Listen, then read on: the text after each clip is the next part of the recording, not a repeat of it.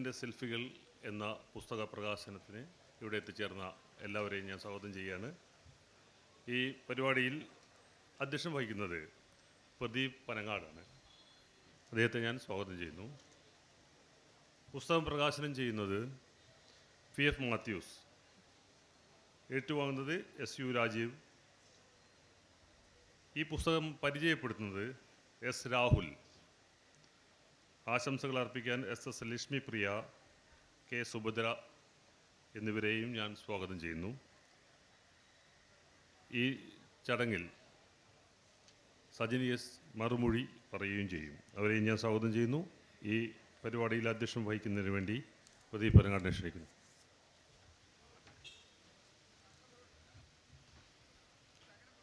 സുഹൃത്തുക്കളെ, ദൈവത്തിൻ്റെ സെൽഫികൾ എന്ന പുസ്തകം ആണ് ഇവിടെ പ്രകാശനം ചെയ്യാൻ പോകുന്നത്. സജിനിയുടെ പുസ്തകമാണ്. സജിനി അടിസ്ഥാനപരമായി ഒരു കഥാകൃത്താണ്. സജിനിയുടെ പല പുസ്തകങ്ങളും നമ്മൾ പ്രകാശിപ്പിച്ചിട്ടുണ്ട്. സജിനിയുടെ കഥകളൊക്കെ നേരത്തെ ഞാൻ ഒരിക്കലും പറഞ്ഞതുപോലെ ഒരിക്കലും അപ്രതീക്ഷിതമായ കഥാലോകമാണ് സജിനി ഉണ്ടാക്കിയെടുത്തിരിക്കുന്നത്. നമ്മൾ സജിനിയെ കാണുമ്പോൾ വളരെ പാവമായിട്ടൊക്കെ ഇരിക്കും, വളരെ ശുദ്ധിയായിട്ടൊക്കെ ഇരിക്കും. പക്ഷേ എഴുത്തിൻ്റെ കാര്യത്തിൽ വളരെ അതിശക്തമായ ആവിഷ്കാരങ്ങളാണ് ചെയ്തത്. ഇപ്പോൾ ഞാൻ കഴിഞ്ഞ പുസ്തകം പ്രകാശിപ്പിച്ചു, ജ്ഞാനസ്ഥാനം. ഈ പുസ്തകം വായിച്ചപ്പോൾ ഇതിനകത്ത് മുഴുവൻ ഈ ക്രൈം അല്ലെങ്കിൽ പ്രണയം, രതിയൊക്കെയുള്ള വളരെ ശക്തമായ പ്രമേയങ്ങളാണ് ആ പുസ്തകത്തിൽ അവതരിപ്പിച്ചത്. ഞാൻ ചോദിച്ചു, സജിനിയെപ്പോലെ ഇങ്ങനെ പാവത്തോടെ ഇരിക്കുകയും ചെയ്യുന്നു, പക്ഷേ എങ്ങനെയൊക്കെയാണ് ഇതിങ്ങനെ അവതരിപ്പിച്ചത് എന്ന് ഞാൻ പലപ്പോഴും ചോദിക്കുകയും ചെയ്തു. പക്ഷേ ഈ ദൈവത്തിൻ്റെ സെൽഫികൾ എന്ന് പറയുന്ന ഇത് സജിനിയുടെ ചില അനുഭവങ്ങളാണ്. രോഗത്തിലിരിക്കുന്ന സമയത്ത് ജീവിതത്തിൻ്റെ എഴുത്തുകാർക്ക് എപ്പോഴും ഒരു പ്രധാന പ്രശ്നമുണ്ട്. നമ്മുടെ അനുഭവത്തിൻ്റെ കാര്യങ്ങൾ കഥയായിട്ട് മാറ്റണോ എഴുത്തായിട്ട് മാറ്റണോ എന്നുള്ളൊരു വലിയൊരു ഡൈലമ ഉണ്ടാവും. ചില ആളുകളെ ഇപ്പോൾ MD വാസുദേവൻ ഉൾപ്പെടെയുള്ള, ഇപ്പോൾ മരിച്ചുപോയ MD വാസുദേവൻ ഉൾപ്പെടെയുള്ള ആൾക്കാർ നോക്കുമ്പം നമ്മൾ എഴുതുന്ന കാര്യങ്ങൾക്ക് നമ്മൾ കഥയാക്കി മാറ്റാം, അല്ലെങ്കിൽ നമുക്ക് കവിതയാക്കി മാറ്റാം, അല്ലെങ്കിൽ അനുഭവങ്ങളാക്കി മാറ്റാം. ഈ അനുഭവങ്ങളാക്കി മാറ്റുന്ന ധാരാളം സന്ദർഭങ്ങൾ നമ്മുടെ മുമ്പിലുണ്ടാവും. അത്തരം സന്ദർഭങ്ങളെയാണ് ദൈവത്തിൻ്റെ സെൽഫികൾ എന്ന് പറയുന്ന ഈ പുസ്തകത്തിലുള്ളത്. ഇപ്പം എനിക്ക് തോന്നുന്നു സജിനി അനുഭവിച്ച രോഗത്തിൻ്റെ കാര്യം ഇതിനകത്തിലുണ്ട്. ഞാൻ മലയാളം വാരികയിൽ നിന്ന് വായിച്ചതാണ്. അപ്പം രോഗം എങ്ങനെയാണ് നമ്മുടെ ജീവിതത്തെ ഞങ്ങളെ ബാധിച്ചത്, രോഗം എങ്ങനെയാണ് നമ്മുടെ കാഴ്ചപ്പാടിനെ മാറ്റിയത്, രോഗം എങ്ങനെയാണ് നമ്മുടെ ജീവിതത്തിലൂടെ കടന്നുപോയത്, ഇത്തരം കാര്യങ്ങളെക്കുറിച്ചൊക്കെയുള്ള ചില അനുഭവങ്ങളാണ് ദൈവത്തിൻ്റെ സെൽഫികൾ എന്ന് പറയുന്ന പുസ്തകത്തിൽ. അതുപോലെ തന്നെ നമ്മുടെ പഴയ ഗൃഹാതുരത്വമായിട്ടുള്ള ഓർമ്മകൾ, ഇതൊക്കെ ചേർത്തിട്ടാണ് ഈ ദൈവത്തിൻ്റെ സെൽഫികൾ എന്ന് പറയുന്ന ഈ പുസ്തകം എഴുതിയത്. പക്ഷേ അടിസ്ഥാനപരമായി സജിനി ഒരു കഥാകൃത്തായതുകൊണ്ട് ആ കഥാകൃത്തിൻ്റെ കഥ എഴുതുന്നതിൻ്റെ രസതന്ത്രം, കഥ എഴുതുന്നതിൻ്റെ ആ മാറ്റ് ഈ അനുഭവ ലേഖനങ്ങളിലുണ്ട്. കാരണം പലപ്പോഴും നമുക്കറിയാം, ഈ കഥ എഴുത്തുകാർക്ക് എപ്പോഴും ഒരു രസതന്ത്രം നമ്മുടെ കയ്യിലുണ്ടാവും. ആ രസതന്ത്രത്തെ വളരെ വളരെ മനോഹരമായി തന്നെ ഈ അനുഭവ എഴുത്തുകളിലും ആവിഷ്കരിച്ചിട്ടുണ്ട്, പ്രയോഗിച്ചിട്ടുണ്ട്. അതുകൊണ്ട് തന്നെ ഈ പുസ്തകം ദൈവത്തിൻ്റെ സെൽഫികൾ എന്ന് പറയുന്ന പുസ്തകം വായിക്കാൻ നമുക്ക് വളരെ പ്രേരിപ്പിക്കുന്നതാണ്. കാരണം ഞാൻ ആദ്യം വിചാരിച്ച് എന്താണ് ഈ പുസ്തകം, നമുക്ക് മനസ്സിലായില്ല. പിന്നെ വായിച്ചപ്പോഴൊക്കെ തന്നെ വളരെ നമ്മളെയൊക്കെ മനസ്സിലേക്ക് അഗാധമായി സ്വാധീനിക്കുന്ന, അഗാധമായി നമ്മളെയൊക്കെ വളരെ വികാരഭരിതമാക്കുന്ന പല ലേഖനങ്ങളും പല കുറിപ്പുകളുമാണ് ഈ പുസ്തകത്തിലുള്ളത്. എന്തായാലും ഞാൻ ദീർഘിപ്പിക്കുന്നത്, കാരണം ഒരുപാട് പേര് പ്രസംഗിക്കാനുണ്ട്. ഞാൻ മാത്രം പ്രസംഗിച്ച് തീർക്കേണ്ട കാര്യമല്ല. അതുകൊണ്ട് ഞാൻ എൻ്റെ വാക്കുകൾ ഉപസരിക്കുന്നു. ഈ പുസ്തകം പ്രകാശിപ്പിക്കുന്നത് എൻ്റെ വളരെ അടുത്ത സുഹൃത്തായിട്ടുള്ള PF മാത്യൂസാണ്. പുസ്തകം സ്വീകരിക്കുന്നത് SU രാജീവാണ്. ഈ രണ്ടുപേരെയും ഞാൻ ഈ പരിപാടിയിലേക്ക് ക്ഷണിക്കുന്നു.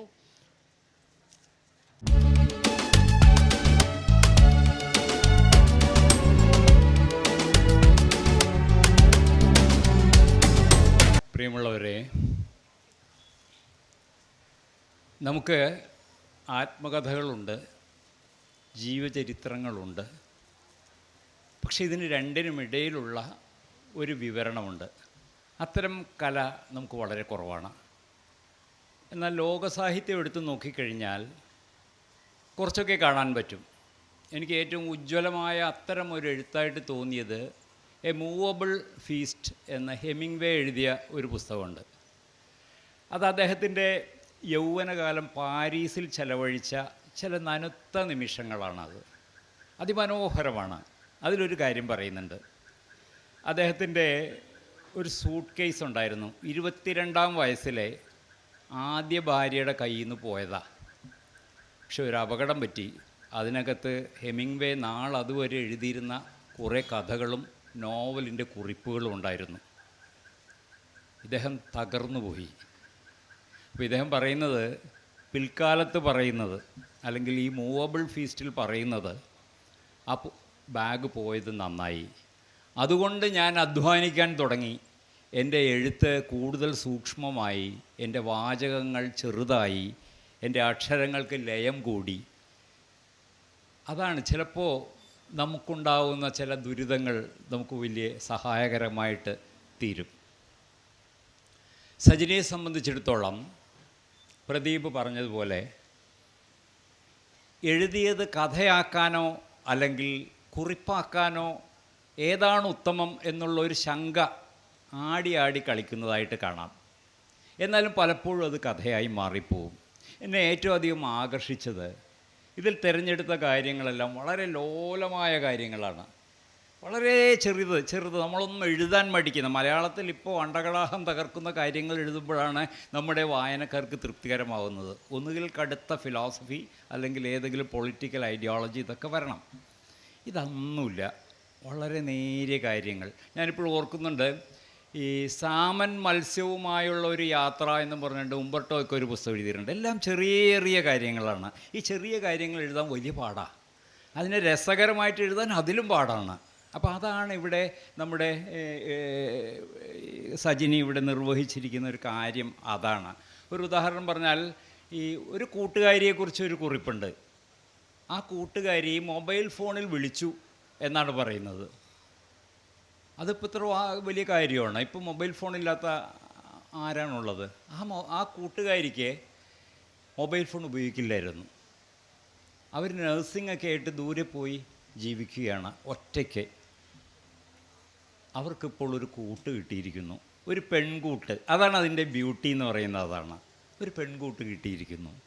അപ്പോൾ അത് നല്ല രസകരമായിട്ട് അത് എഴുതിയിട്ടുണ്ട്. അതുപോലെ തന്നെ ഞാൻ ഓർമ്മയിൽ നിന്ന് പറയുകയാണ്, ഈ ഋതു എന്ന് പറഞ്ഞൊരു കുട്ടിയെക്കുറിച്ച് എഴുതിയിട്ടുണ്ട്. അത് നമ്മളെ വല്ലാതെ നൊമ്പരപ്പെടുത്തുന്ന ഒരു കഥ തന്നെയാണത്. നൊമ്പരപ്പെടുത്തുന്നത് ശരിക്കും. അപ്പോൾ ഈ ചെറുകഥകളും അതിലും ചെറിയ ഫ്ലാഷ് ഫിക്ഷൻ എന്നൊക്കെ പറയാവുന്ന തരത്തിലുള്ള കഥകളും ഒക്കെ ആ രൂപത്തിലാണ് ഈ ജീവചരിത്ര കുറിപ്പുകൾ എഴുതിയിരിക്കുന്നത്. അതുപോലെ ഇപ്പോൾ ഹെമിംഗ്വേ ചെയ്ത പോലെ, ഹെമിംഗ്വേ വലിയ എഴുത്തുകാരെക്കുറിച്ച് എഴുതി, ഗർട്രൂഡ് സ്റ്റെയിനിനെ കുറിച്ച് എഴുതി, ഫോർഡ് മോഡോക്സ് ഫോർഡിനെ കുറിച്ച് എഴുതി. സജിനി എഴുതുന്നത് ടി.പി. കിഷോറിനെ കുറിച്ചാണ്, പയ്യന്നൂർ സതീഷ് ബാബുവിനെ കുറിച്ചാണ്, സന്തോഷ് കുമാറിനെ കുറിച്ചാണ്. അതിൻ്റേതായ സൗന്ദര്യമുണ്ട്. അപ്പോൾ ഈ ടി.പി. കിഷോറിനെ കുറിച്ച് പറഞ്ഞപ്പോൾ എനിക്ക് വളരെ കൗതുകം തോന്നി. കാരണം 1986 ഇവിടെ സെക്രട്ടേറിയറ്റിൽ വന്ന് ജോലി ചെയ്ത ഒരാളാണ് ഞാൻ. അന്ന് കിഷോർ ഉണ്ടായിരുന്നു ഇവിടെ. അപ്പോൾ കിഷോറുമായിട്ട് ഞാൻ നല്ല ബന്ധമുണ്ടാകുന്നത് എറണാകുളം അഡ്വക്കേറ്റ് ജനറൽസ് ഓഫീസിൽ കിഷോർ കേസിൻ്റെ കാര്യത്തിന് വരുമ്പോഴാണ്. അങ്ങനെ ഞങ്ങൾ തമ്മിലൊരു ബന്ധമുണ്ടായി. ഞാനിപ്പോൾ ഓർക്കുന്നുണ്ട്, അഗ്നിമീളെ പുരോഹിതം എന്ന ഒരു കഥയ്ക്കാണ് അദ്ദേഹത്തിന് മാതൃഭൂമി വിഷുപ്പതിപ്പിലുള്ള ആ അവാർഡ് കിട്ടിയത്, കലാശാല വിദ്യാർത്ഥികൾക്കുള്ള അവാർഡ് കിട്ടുന്നത്. അദ്ദേഹം തുടർന്ന് എഴുതുകയും ചെയ്തു. പക്ഷെ പെട്ടെന്നൊരു ദിവസം അദ്ദേഹം ജീവിതം അവസാനിപ്പിച്ചു. മലയാള സാഹിത്യം ഇന്നേ വരെ ആ ഒരു വിഷയത്തിന് നേരെ കണ്ണ് തുറന്നിട്ടില്ല. വളരെ പ്രതിഭയുള്ള ഒരു മനുഷ്യനായിരുന്നു. എനിക്കറിയാം, അദ്ദേഹം ഒരു നല്ല ക്രിക്കറ്റ് കളിക്കാരനായിരുന്നു ആ സമയത്ത്. ഞാൻ 80കളിലെ കാര്യമാണ് പറയുന്നത്, എത്രയോ വർഷം മുമ്പുള്ളതാണ്. അദ്ദേഹം അത്യാവശ്യം മദ്യപാനമൊക്കെ ഉണ്ടായിരുന്നു, അക്കാലത്ത് എല്ലാ ചെറുപ്പക്കാർക്കും ഉണ്ടായിരുന്നത് പോലെ. മരിച്ചു കഴിഞ്ഞപ്പോൾ അന്വേഷിച്ചപ്പോൾ ആരോ പറഞ്ഞു അദ്ദേഹത്തിന് ഡിപ്രഷനായിരുന്നു എന്ന്. അത് നമുക്ക് എളുപ്പം എത്താവുന്ന ഒരു കൺക്ലൂഷനാണ്. ഒരാൾ മരിച്ചു കഴിയുമ്പോൾ അദ്ദേഹത്തിന് ഡിപ്രഷനായിരുന്നു എന്ന് പറഞ്ഞു കഴിഞ്ഞാൽ അതൊരു എഴുതി തള്ളലാണ്. അപ്പോൾ എനിക്ക് തോന്നുന്നു സജിനി കുറച്ചുകൂടി ശ്രദ്ധയോടെ അദ്ദേഹത്തെക്കുറിച്ച് എഴുതിയാൽ വളരെ നന്നായിരിക്കുന്നു. ആരും എഴുതിയിട്ടില്ല, ആരും എഴുതാനും ഇല്ല. അപ്പോൾ അദ്ദേഹത്തിൻ്റെ കഥകൾ ഇപ്പോൾ അഭിനവ കഥകൾ എന്ന് പറഞ്ഞൊരു സമാഹാരം DC ഇറക്കിയിരുന്നെന്ന് എനിക്ക് തോന്നുന്നത്. അപ്പോൾ അതെല്ലാം വെച്ച് അദ്ദേഹത്തെക്കുറിച്ച് ഈ ഒരു നല്ലൊരു പുസ്തകത്തിനുള്ള ഒരു സംഭവമുണ്ട്. അതുപോലെ തന്നെ 2002 സജനിയുടെ ജയിൽവാസം, ഒരു ഇടത്തരംകാരിയായ ഉദ്യോഗസ്ഥയുടെ ജയിൽ ജീവിതം ആരും എഴുതിയിട്ടുണ്ടെന്ന് എനിക്ക് തോന്നുന്നില്ല. വളരെ കൗതുകകരമായിട്ട് എഴുതിയിട്ടുണ്ട്. അതായത് ജയിലെന്ന് പറഞ്ഞാൽ കേട്ട പേടിക്കുന്ന ആളുകളാണ്. സംഗതി പണിമുടക്കിനോടനുബന്ധിച്ചാണ് കിടക്കേണ്ടി വന്നത്. അപ്പോൾ ആ 10 ദിവസത്തെ കാര്യങ്ങൾ വളരെ രസകരമായിട്ട് എഴുതി വച്ചിട്ടുണ്ട്. അപ്പോൾ എനിക്ക് പക്ഷേ ഏറ്റവും കൗതുകകരമായിട്ട് തോന്നിയത് ഈ ജയിലിലെ അന്തേവാസികൾ മടങ്ങിപ്പോരാൻ നേരത്ത് പിന്നാലെ ഒരു സ്ത്രീ വന്നു, അല്ലേ? പേര് റീന. എനിക്ക് ആ സ്ത്രീയെക്കുറിച്ച് വലിയതെന്തോ എഴുതാനിരിക്കുന്നുണ്ട് എന്ന് എനിക്ക് തോന്നി. അതാണ് അതിൻ്റെ ഒരു രസം. അതാണ് ഈ എഴുതിയതിനപ്പുറം എന്തോ വരാനിരിക്കുന്നുണ്ട് എന്നുള്ളൊരു തോന്നലുണ്ടായി. അപ്പോൾ അത്തരം കുറേ കാര്യങ്ങൾ ഇതിലുണ്ട്. കുറേ നല്ല ജീവിത നിരീക്ഷണങ്ങളുണ്ട്. ഈ സന്തോഷ് കുമാറിൻ്റെ കഥകളെക്കുറിച്ചുള്ള ഒരു പഠനമല്ല, അതും ഇംപ്രഷൻസാണ് എഴുതിയിരിക്കുന്നത്. അതുമല്ല നല്ല ഉഷാറായിട്ടുണ്ട്. സതീഷ് ബാബു പയ്യന്നൂരിനെക്കുറിച്ച് ഇവരെക്കുറിച്ചൊക്കെ എഴുതിയിട്ടുണ്ട്.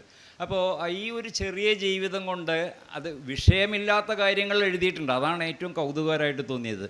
ഒരു പിറവത്ത് ജീവിക്കുന്ന ഒരു നാട്ടിൻപുറത്തുകാരി തിരുവനന്തപുരം പോലെയുള്ള ഒരു സങ്കീർണമായ ഒരു സ്ഥലത്ത് വന്ന് പെടുമ്പോഴുണ്ടാകുന്ന മാനസികമായ മാറ്റങ്ങൾ അത് നല്ല രസകരമായിട്ട് എഴുതിയിട്ടുണ്ട്. അപ്പം അത്തരം ഒരുപാട് കാര്യങ്ങൾ ഈ പുസ്തകത്തിൽ വരുന്നുണ്ട്. അതൊരു വെറും ഒരു ജീവചരിത്ര സാഹിത്യമോ അല്ലെങ്കിൽ ജീവചരിത്ര കുറിപ്പുകളോ അല്ല, അത് കഥയാകാൻ വെമ്പുന്ന ഒരു ജീവിത അനുഭവങ്ങളാണ്. എന്നാൽ അണ്ടകടാഹം തകർക്കുന്ന സംഭവങ്ങളൊന്നും നാടകീയതകളൊന്നും ഇതിലില്ല. അപ്പോൾ ഇത് വായിച്ചാൽ നഷ്ടം വരില്ല. അത് വളരെ നല്ലൊരു ശ്രമമായിട്ട് എനിക്ക് തോന്നി. വളരെ സന്തോഷത്തോടു കൂടി ഈ പുസ്തകം ഞാൻ പ്രകാശനം ചെയ്തുകൊള്ളുന്നു. എല്ലാവരും അത് വാങ്ങി വായിക്കും എന്നുള്ള പ്രതീക്ഷയോടെ ഞാൻ ചുരുക്കട്ടെ.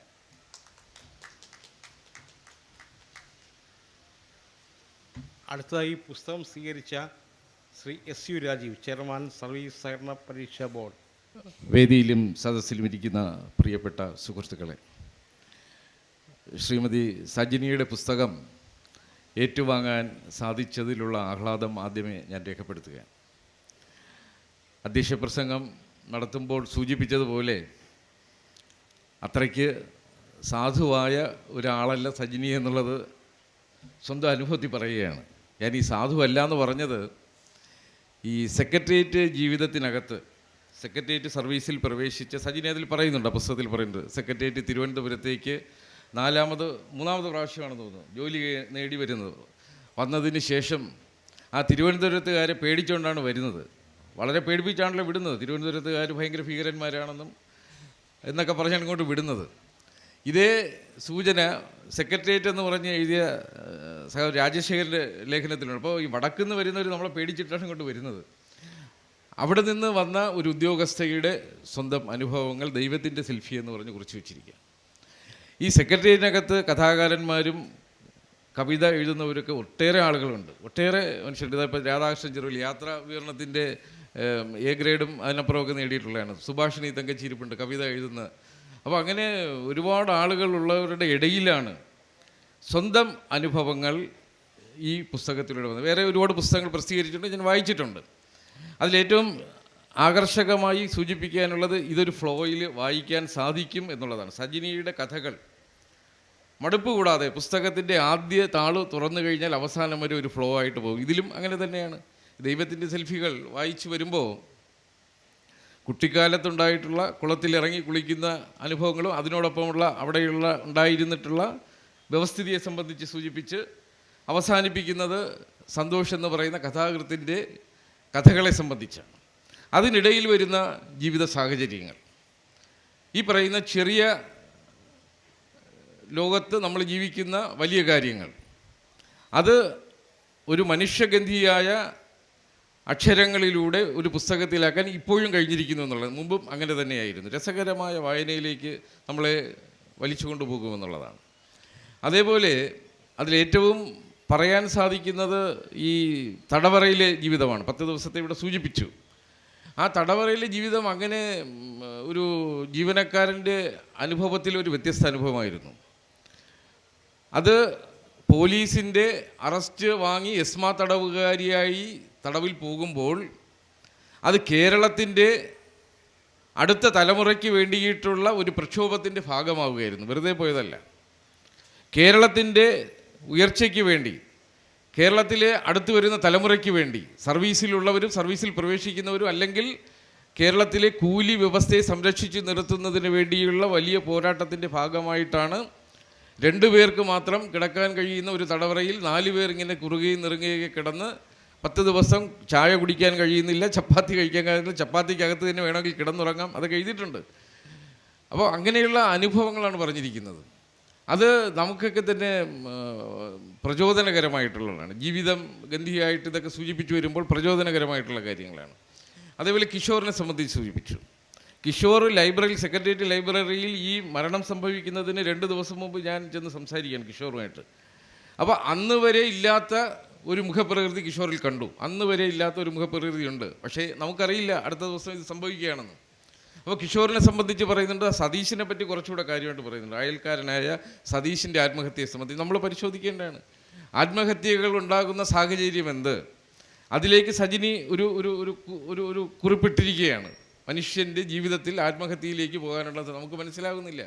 ജീവിതത്തിന് അപ്പുറമുള്ള കാര്യങ്ങൾ മനസ്സിലാക്കാൻ പോകുന്നുവെന്നാണ് കിഷോർ എഴുതി വച്ചിരിക്കുന്നത്. സജിനി പറഞ്ഞ് ഞാനിപ്പോൾ അറിയുന്നതാണ് ആ തരത്തിലുള്ള കാര്യങ്ങൾ. അതേപോലെ സെക്രട്ടേറിയറ്റിനെ സംബന്ധിച്ച് പറയാനാണെങ്കിൽ ഇനിയും ഒരുപാട് ചെറിയ നുറുങ്ങുകൾ ഒരുപാട് ഇനിയും ഉണ്ടാകും. അത് എഴുതണമെന്നാണ് എനിക്ക് പറയാനുള്ളത്. ഇപ്പോൾ ഞാനൊക്കെ ഒരുപാട് എഴുതണമെന്ന് ആഗ്രഹിച്ചിട്ട് ഒന്നും നടക്കാത്ത കാര്യങ്ങൾ, ഇത് നമുക്ക് ഒന്നും അതിനുള്ള കഴിവില്ല എന്നുള്ളതാണ്. അപ്പോൾ സജിനിയും ഇപ്പോൾ രാധാകൃഷ്ണനൊക്കെ അതൊക്കെ സാധിക്കുന്നതാണ്. എഴുതിയാൽ ഒരുപാട് അനുഭവങ്ങളുണ്ടാകും. കാരണം ഈ സെക്രട്ടേറിയറ്റ് എന്ന് പറയുന്നത് കേരളത്തിൻ്റെ ഒരു പരിച്ഛേദമാണ്. അത് സൂചിപ്പിക്കുന്നുണ്ടല്ലോ. ഇപ്പോൾ ഞാനിപ്പോൾ തിരുവനന്തപുരത്ത് കോർപ്പറേഷൻ പരിധിയിൽ താമസിക്കുന്നുണ്ടെങ്കിലും ജനിച്ച് വളർന്ന എൻ്റെ വീട്ടിൽ ഞാൻ ഒരുപക്ഷെ എൻ്റെ അയൽക്കാരെ നോക്കുമ്പോൾ ഞാൻ അന്യനാണ്. കാരണം ചുറ്റും താമസിക്കുന്ന വേറെ ജില്ലകളിൽ നിന്ന് വന്നവരാണ്. അവർ തിരുവനന്തപുരത്ത് ജോലിയുമായി വരുന്നു, തിരുവനന്തപുരത്തുകാരായി മാറുന്നു. അതാണ് സംഭവിക്കുന്നത്. അപ്പോൾ അങ്ങനെയുള്ള കാര്യങ്ങൾ പറയാനുണ്ടാവും. തിരുവനന്തപുരത്തിൻ്റെ ഭാഷയെ സംബന്ധിച്ച് പറയുന്നുണ്ട്. ഞാൻ ആദ്യമായി ജോലി കിട്ടി 1987 കോട്ടയത്ത് മഹാത്മാഗാന്ധി യൂണിവേഴ്സിറ്റിയിലാണ് പോകുന്നത്. 1.5 വർഷം അവിടെ ജോലി ചെയ്തു. അതിനിടയ്ക്ക് പലപ്പോഴും എൻ്റെ സുഹൃത്തുക്കൾ ചോദിച്ചത്, രാജീവിൻ്റെ സ്വന്തം സ്ഥലം തിരുവനന്തപുരമാണോ? അവർക്കൊരു സംശയം. ആ സംശയത്തിൻ്റെ സംഗതി ഈ സ്ലാങ് വരുന്നില്ല എന്നുള്ളതാണ്. തിരുവനന്തപുരത്തുകാരൻ്റെ സ്ലാങ് രാജീവിൻ്റെ ഭാഷയിൽ വരുന്നില്ല. അപ്പോൾ തിരുവനന്തപുരത്തുകാരനെ സംബന്ധിച്ച് ആ സ്ലാങ് ഉണ്ടെങ്കിൽ തിരുവനന്തപുരത്തുകാരായി അംഗീകരിക്കുന്നുള്ളൂ. അതാണ് പ്രശ്നം. അപ്പോൾ അങ്ങനെയുള്ള രസകരമായ കാര്യങ്ങൾ അത് കൂട്ടിയോജിപ്പിച്ച് ഒരു കഥയാക്കി മാറ്റി, കഥ നമുക്ക് വായിക്കുന്ന പരുവത്തിലാക്കി തന്നിരിക്കുന്ന ഒരു, എന്നെ സംബന്ധിച്ച് വ്യത്യസ്ത അനുഭവം. മുൻ കഥകളും ഞാൻ വായിച്ചിട്ടുണ്ട്, അതൊക്കെ വായിച്ചു.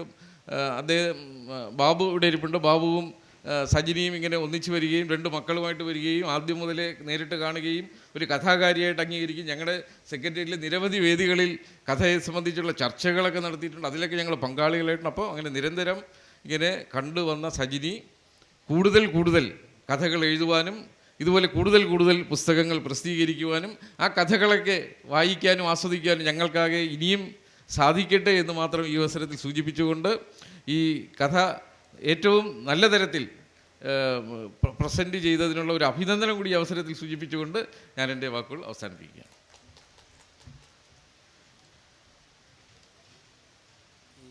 സമയം പരിമിതമാണ്. 2 പേര് സംസാരിക്കാനുണ്ട്. S Rahul, SS Lakshmipriya. അതിൽ എസ് രാഹുലിനെ ഇനി കെ സുഭദ്രാമ. അപ്പം രാഹുലിനെ ക്ഷണിക്കുന്നു.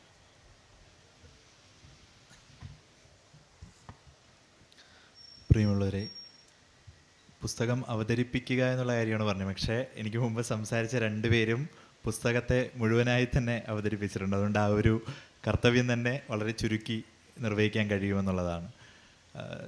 25 കഥകളുടെ സമാഹാരമാണ് ദൈവത്തിൻ്റെ സെൽഫികൾ എന്ന് തന്നെ പറയാം.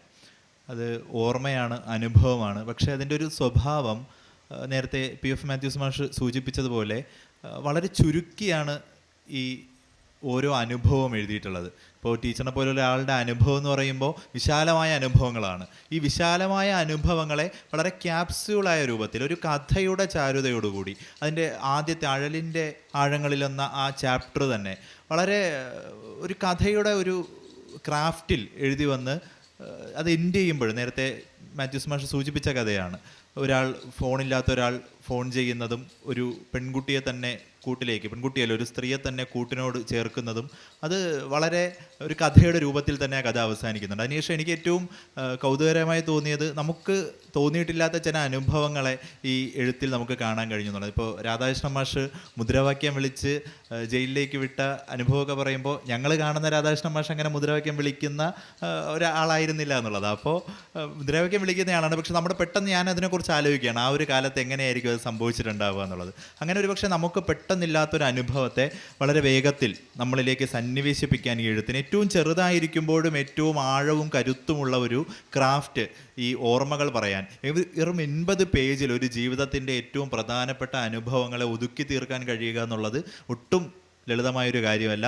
ഒരുപാട് ഓർമ്മകളെ വളരെ ചെറിയ ഒരു ടാബ്ലറ്റിൽ ഒരു അസുഖത്തിൻ്റെ മരുന്നിൻ്റെ ഒരു കരുത്തുപോലെ ഒരു ചെറുതായി 80 പേജിൽ ഒരു പുസ്തകം അവസാനിപ്പിക്കുകയാണ്. ഓർമ്മയും അനുഭവവും അവസാനിപ്പിക്കുകയാണ്. ഇതിലേറ്റവും ഓർമ്മയിൽ നിൽക്കുന്ന ഒരു കാര്യം കൂടി പറഞ്ഞ് ഞാൻ അവസാനിപ്പിക്കാം. ഇതിനകത്ത് പരിസ്ഥിതിയെക്കുറിച്ച് പറയുന്നൊരു ഭാഗമുണ്ട്, അതിലൊരു ഭ്രാന്തിയെക്കുറിച്ച് പറയുന്നൊരു അനുഭവമുണ്ട്.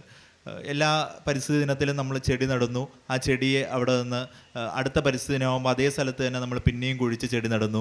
അങ്ങനെ അനുഭവം നമ്മൾ കാണാറുള്ളൊരു അനുഭവമാണ്. അതിനപ്പുറത്തേക്ക് അവിടെ ഒരു ഭ്രാന്തി ഉണ്ടായിരുന്നെന്നും ആ ഭ്രാന്തി ഈ ചെടിയിലേക്ക് വെള്ളം ഇങ്ങനെ ഒഴിക്കുന്ന ഒരാളായിരുന്നു എന്നും പെട്ടെന്നൊരു ദിവസം അവർ മരിച്ചു പോകുന്നുവെന്നും ഈ ചെടികളെല്ലാം അങ്ങനെ തന്നെ കരിഞ്ഞു പോകുന്നുവെന്നും അതിനെ ബോധമുള്ള മനുഷ്യരാരും, നമ്മൾ ബോധമുണ്ടെന്ന് പറയുന്ന ഭ്രാന്തില്ലെന്ന് വിചാരിക്കുന്ന മനുഷ്യരാരും അത് കാണാതിരിക്കുന്നു എന്നും പരിസ്ഥിതി ദിനങ്ങൾ ഇങ്ങനെ ആകാതിരിക്കട്ടെ എന്നും പറഞ്ഞുകൊണ്ട് ആ ചാപ്റ്റർ ഇങ്ങനെ അവസാനിക്കുകയാണ്. അങ്ങനെ ചില ഓർമ്മകളെ, സാമൂഹ്യ വിമർശനങ്ങളെ, ബോഡി ഷെയ്മിങ്ങിനെ കുറിച്ചടക്കമുള്ള കാര്യങ്ങളെ വളരെ ലളിതമായി അവതരിപ്പിക്കാൻ ഈ പുസ്തകത്തിന് കഴിഞ്ഞിട്ടുണ്ട്. അതുകൊണ്ട് ഒരു സെൽഫി എടുത്ത് നോക്കുമ്പോൾ നമ്മൾ എന്താണോ കാണുന്നത് അതുപോലെ നമ്മളിലേക്ക് നോക്കാൻ പ്രേരിപ്പിക്കുന്ന ചില കാര്യങ്ങൾ കൂടി ഈ പുസ്തകത്തിൽ ടീച്ചർ അവശേഷിപ്പിക്കുന്നുണ്ട് എന്ന് മാത്രം പറഞ്ഞുകൊണ്ട് ഞാൻ എൻ്റെ വർത്തമാനം അവസാനിപ്പിക്കും.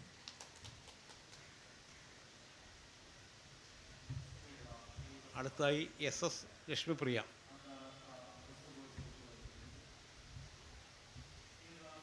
നമസ്കാരം. ദൈവത്തിൻ്റെ സെൽഫി എന്ന് പറയുന്ന പുസ്തകം വായിച്ചപ്പോൾ അതിനെക്കുറിച്ച് കേട്ടപ്പോൾ ആദ്യം എനിക്ക് തോന്നിയത് ഒരു ക്യൂരിയോസിറ്റിയാണ്, എന്തുകൊണ്ട് ഇങ്ങനെ ഒരു പേരൊരു പുസ്തകത്തിന് ഇട്ടു. പിന്നീട് അതിൻ്റെ ആമുഖത്തിൽ സജന മാഡം പറഞ്ഞിട്ടുണ്ട്, നമ്മുടെ ജീവിതത്തിലെ ഓരോ നിമിഷവും ഒരു സെൽഫി എടുക്കുന്നത് പോലെയാണ്, അത് എവിടേക്കെയോ പകർത്തി വയ്ക്കപ്പെടുന്നുണ്ടെന്ന്. അതെനിക്കൊരു പുതിയൊരു തിരിച്ചറിവായിരുന്നു. കാരണം നമ്മുടെ ഓരോ നിമിഷവും വളരെയധികം വിലപ്പെട്ടതാണെന്നും ആ ഓരോ നിമിഷവും രേഖപ്പെടുത്തുന്നത് കൊണ്ട് തന്നെ അത് കൂടുതൽ മനോഹരമായിട്ട് ജീവിക്കണമെന്നും ഒരു തിരിച്ചറിവ് എനിക്ക് ഉണ്ടാക്കി തന്ന ഒരു പുസ്തകമായിരുന്നു ഇത്. മറ്റൊന്ന്, ഇവിടെ എല്ലാവരും പറഞ്ഞതുപോലെ നമുക്ക് ചുറ്റുമുള്ള യൂണിവേഴ്സലായിട്ടുള്ള ഒരുപാട് കാര്യങ്ങൾ ഇതിൽ പറയുന്നുണ്ട്. അതും അതീവ ലളിതമായിട്ട്, brevity is the soul of വിറ്റ് എന്ന് പറയുന്നത് പോലെ വളരെ ചുരുക്കി പെട്ടെന്ന് വായിച്ചു പോകാവുന്ന തരത്തിൽ, മുഷിപ്പിക്കാത്ത തരത്തിലൊക്കെ ഈ പുസ്തകത്തിൽ അവതരിപ്പിച്ചിട്ടുണ്ട്. ഇപ്പോൾ വിദേശ സാഹിത്യം ഒക്കെ എടുത്തു കഴിഞ്ഞാൽ ധാരാളം ഓർമ്മക്കുറിപ്പുകൾ വരുന്നുണ്ട്. ഓപ്ര വിൻഫ്രിയുടെയൊക്കെ what I know for sure എന്ന് പറയുന്ന ബുക്കൊക്കെ 1 മില്യൺ കോപ്പീസാണ് വിറ്റുപോയത്. അപ്പോൾ ഈ പുസ്തകവും ഒരുപാട് മനുഷ്യ അനുഭവങ്ങളെ ടച്ച് ചെയ്താണ് കടന്നു പോകുന്നത്. ബോഡി ഷേമിങ്ങിനെ കുറിച്ചും പെണ്ണവസ്ഥകളെക്കുറിച്ചും ചുറ്റുമുള്ള മനുഷ്യരുടെ വ്യഥകളെക്കുറിച്ചുമൊക്കെ വളരെ ആഴത്തിൽ ഇത് പറയുന്നുണ്ട്. സമയപരിമിതി കൊണ്ട് ഞാൻ അധികം ദീർഘിപ്പിക്കുന്നില്ല. ഈ പുസ്തകം തീർച്ചയായും ഒരു മുതൽക്കൂട്ട് തന്നെയാണ്. പുസ്തകം ധാരാളം വായിക്കപ്പെടട്ടെ. ആശംസകൾ.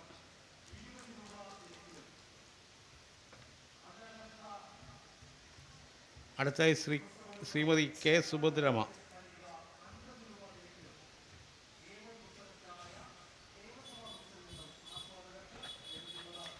വേദിയിലും സദസ്സിലും ഇരിക്കുന്ന ബഹുമാന്യരെ, പ്രിയപ്പെട്ടവരെ, പ്രിയപ്പെട്ട കഥാകാരി സജനി, ഞങ്ങൾ സെക്രട്ടറിയിൽ ഒരുമിച്ചായിരുന്നു.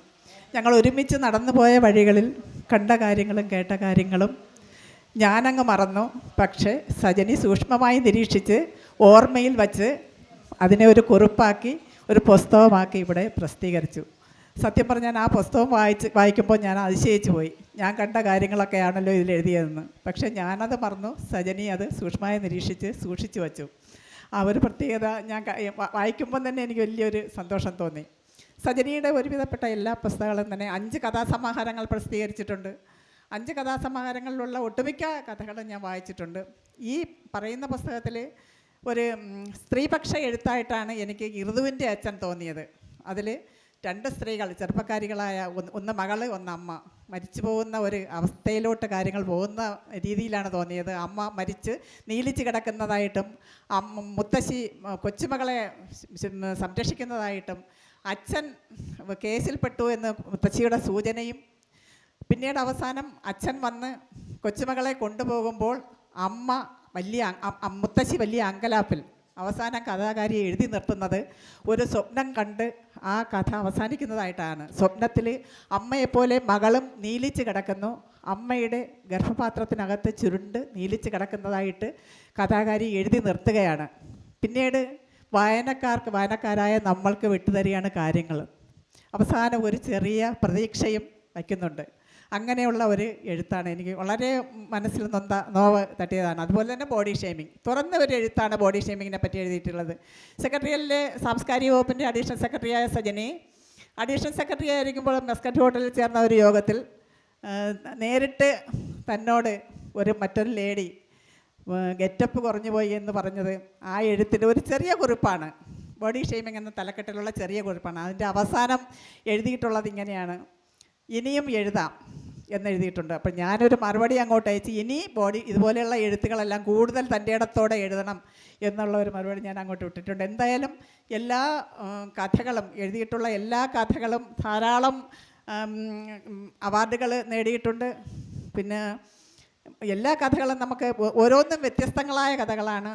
തനത് ശൈലിയിലെ ഓരോ ഭാഷാപ്രയോഗങ്ങൾ, ഓരോ പ്രദേശത്തെ ഭാഷയുടെ പ്രയോഗങ്ങളൊക്കെ തന്നെ ആ കഥകൾ വളരെ രസകരമായി തോന്നിയിട്ടുണ്ട്. ഒരു കാര്യം കൂടി പറഞ്ഞ് ഞാൻ നിർത്താം. സാഹിത്യത്തോടൊപ്പം സംഗീതവും ഒപ്പം കൊണ്ടുപോകുന്ന ഒരു കഥാകാരിയാണ് സജനി. സാഹിത്യത്തിൽ എത്രയോ അവാർഡുകൾ ലഭിച്ചിട്ടുണ്ട്. സംഗീതത്തിലും അതേപോലെ രാഗലയം സ്കൂൾ ഓഫ് മ്യൂസിക് നടത്തുന്നുണ്ട്. ധാരാളം പേര് അവിടെ പഠിക്കുന്നുണ്ട്. സിറ്റിക്കകത്ത്, നമ്മളെ തിരുവനന്തപുരം സിറ്റിക്കകത്ത് എല്ലാ വർഷവും സജനി ഒരു സംഗീത കച്ചേരി നടത്താറുണ്ട്. എല്ലാ വർഷവും ഒന്നെങ്കിലും സമയം തീരെ കുറവാണെങ്കിൽ ഒരു കച്ചേരിയെങ്കിലും നടത്താറുണ്ട്. എല്ലാ കച്ചേരികളും ഞാൻ നേരിട്ട് പോയി കേട്ടിട്ടുള്ള ആളാണ്. എന്തായാലും സജനിക്ക് എല്ലാവിധ ആശംസകളും നേരുന്നു. ഇവിടെ ഈ ചടങ്ങിൽ പങ്കെടുത്ത മുഴുവൻ പേരെയും അഭിവാദ്യം ചെയ്തുകൊണ്ട് എൻ്റെ ചെറിയ വാക്കുകൾ അവസാനിപ്പിക്കുന്നു. എല്ലാവർക്കും നമസ്കാരം. ഒത്തിരി സംസാരിക്കണം എന്നുണ്ട്, പക്ഷേ സമയക്കുറവ് മൂലം ഞാൻ പെട്ടെന്ന് നിർത്തിക്കോളാം. ഒരുപാട് നാളുകൾക്ക് മുമ്പ് എഴുതി തുടങ്ങിയ കുറിപ്പുകൾ സമകാലിക മലയാളത്തിലൊക്കെ വന്നിട്ടുള്ള കുറിപ്പുകളാണ്. അതേപോലെ ഫേസ്ബുക്കിലുമൊക്കെ വന്നിട്ടുള്ള കുറിപ്പുകളാണ്. അത് ഞാൻ ആദ്യം ഒന്ന് മടിച്ചു, ഇതിങ്ങനെ ചെയ്യണോ, പുസ്തകമാക്കണോ.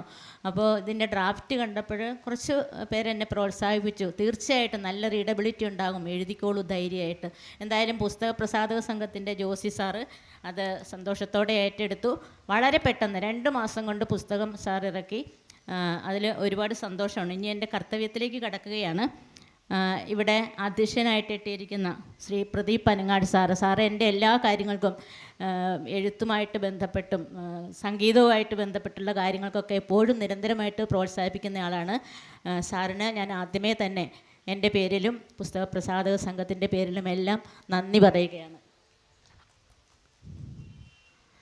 പിന്നെ ഞാൻ ഒരുപാട് ആഗ്രഹിച്ചതാണ് ശ്രീ PF മാത്യു സാറിനെ നേരിട്ട് കാണണമെന്നും. ഞാൻ സാറിൻ്റെ ഒരു ഫാനാണെന്ന് പറയാം. പണ്ട് മുതലേ എനിക്കിഷ്ടമുള്ള ഒരാളാണ്. സാറിൻ്റെ സീരിയൽ ആദ്യമേ കണ്ടപ്പോഴേ ഞാനും ഹസ്ബൻഡും പറഞ്ഞത് നമുക്ക് ഏറ്റവും ഇഷ്ടപ്പെടുന്ന ഒരു എഴുത്തുകാരനാണ്. സാറിൻ്റെ സിനിമകൾ, അതേപോലെ തന്നെ ഏറ്റവും എനിക്ക് ആകർഷണമായിട്ട് തോന്നിയത് TP കിഷോറിൻ്റെ സുഹൃത്താണ്. TP കിഷോർ പറഞ്ഞ് എനിക്ക് ധാരാളം അറിയാം. സാർ എന്തായാലും എറണാകുളത്ത് നിന്ന് ഈ പരിപാടിയിൽ വരാമെന്ന് ഏറ്റവും സന്തോഷത്തോടെ ഏറ്റു. സാർ ഇവിടെ വന്നതിൽ ഒരുപാട് സന്തോഷമുണ്ട്, നന്ദി രേഖപ്പെടുത്തുന്നു. പിന്നെ പുസ്തകം സ്വീകരിച്ച SU രാജീവ്, ഞങ്ങൾ ഒരേ കുടുംബക്കാരാണെന്ന് തന്നെ പറയാം. പ്രത്യേകിച്ച് ഞാനൊന്നും കൂടുതലായിട്ട് പറയേണ്ടതില്ല. എൻ്റെ ഈ പറഞ്ഞ പോലെ എഴുത്തിന് ഒക്കെ എപ്പോഴും സപ്പോർട്ട് ചെയ്തിട്ടുള്ള ആളാണ്. എല്ലാ കാര്യങ്ങളും അന്നന്ന് മിക്കവാറും സംസാരിക്കുന്ന ആളാണ്. SU രാജീവിന് ഞാൻ നന്ദി രേഖപ്പെടുത്തുകയാണ്. പിന്നെ S രാഹുൽ, എന്നെ ടീച്ചർ എന്നാണ് രാഹുൽ വിളിക്കുന്നത്. ടീച്ചർ അല്ലെങ്കിലും ആ വിളി കേൾക്കാൻ എനിക്കിഷ്ടമാണ്. രാഹുൽ വളരെ നന്നായിട്ട് ആ പുസ്തകത്തെക്കുറിച്ച് പറഞ്ഞു. രാഹുൽ വന്നതിൽ ഒരുപാട് സന്തോഷം, നന്ദി രേഖപ്പെടുത്തുകയാണ്. പിന്നെ എൻ്റെ പ്രിയ സുഹൃത്ത് SS, സുഹൃത്തൊന്നൊന്നുമല്ല, എൻ്റെ ഒരു എന്താ പറയുന്ന അനിയത്തി SS ലക്ഷ്മി പ്രിയ വളർന്നു വരുന്ന കഥാകൃത്താണ്. SS ലക്ഷ്മി പ്രിയ ഇവിടെ വന്ന് സംസാരിച്ചതിൽ ഒത്തിരി സന്തോഷം, നന്ദി രേഖപ്പെടുത്തുകയാണ്. പിന്നെ എൻ്റെ ഏറ്റവും അടുത്ത സുഹൃത്ത് സുഭദ്രാമ്മ, ഈ പറഞ്ഞതുപോലെ ഞങ്ങളും ഒരേ കുടുംബക്കാരാണ്. എല്ലാ കാര്യങ്ങളും അന്നന്ന് അറിഞ്ഞുകൊണ്ടിരിക്കുന്നവരാണ്. എല്ലാ കാര്യങ്ങൾക്കും സപ്പോർട്ട് ചെയ്യുന്നയാളാണ്. സുഭദ്രാമ സഖാവിനും ഞാൻ എൻ്റെ നന്ദി രേഖപ്പെടുത്തുന്നു. പിന്നെ ഇവിടെ എൻ്റെ ഒരുപാട് സുഹൃത്തുക്കൾ വന്നിട്ടുണ്ട് ഈ പരിപാടിയിൽ പങ്കെടുക്കുവാനായിട്ട്. സമയക്കുറവ് മൂലം ഓരോരുത്തരെയും പേരെടുത്ത് പറയാൻ ശ്രമം തുടരുന്നില്ല. എല്ലാവർക്കും ഇവിടെ വന്നെത്തിച്ചേർന്ന് ഈ പരിപാടി പങ്കെടുത്ത് ഇതിനെ വിജയിപ്പിച്ച എല്ലാവർക്കും എൻ്റെ നന്ദി രേഖപ്പെടുത്തുകയാണ്. നന്ദി, നമസ്കാരം.